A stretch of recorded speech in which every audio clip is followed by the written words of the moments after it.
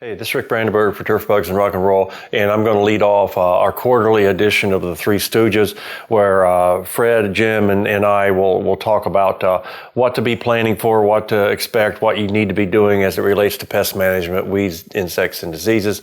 And mine's going to be short and sweet, even though what we are entering into is the ultimate insect time of year, the summer months. So as we transition from spring into summer, a lot more activity picks up, a lot more of the pests are problem. And all I want to say is that if you look at it, and I'm going to just talk about the United States, if you look at the weather this year in the United States, it was extremes. A relatively high percentage of the U.S. was well above normal during the winter. Raleigh, North Carolina was way above normal during the winter.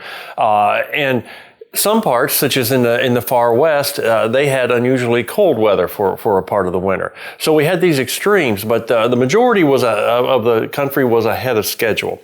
And that's important because as we're entering into this time when insects are getting active, when you have to make applications, in many cases, such as with white grubs, you're making preventive applications, even for mole crickets, preventive applications, and looking at insect activity and judging the time to treat, such as with fire ants and fall armyworm invasions and all those sorts of things. The point I want to make is this is not the year to be late with your application if you're in the majority of the country where it was warmer than normal during the winter and early spring.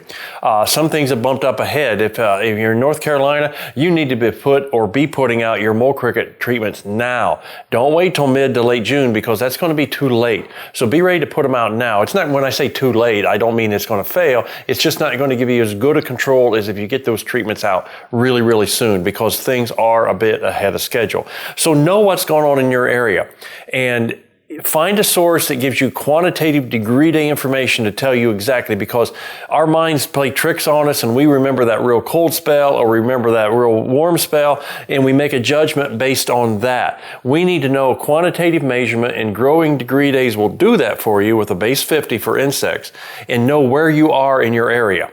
Are you ahead of schedule or behind schedule? And there's a good chance for many of you you're ahead of schedule, and that means get these treatments out in a timely manner so you have good success and then you have fewer problems as it goes on. So as we transition from spring into summer, the word from Rick is stay on top of things, get your treatments out a bit on the early side and avoid at best getting things out on the late side. Hope that helps. Fred and Jim are going to follow up here in the next coming weeks, and we'll look forward to talking with you again soon.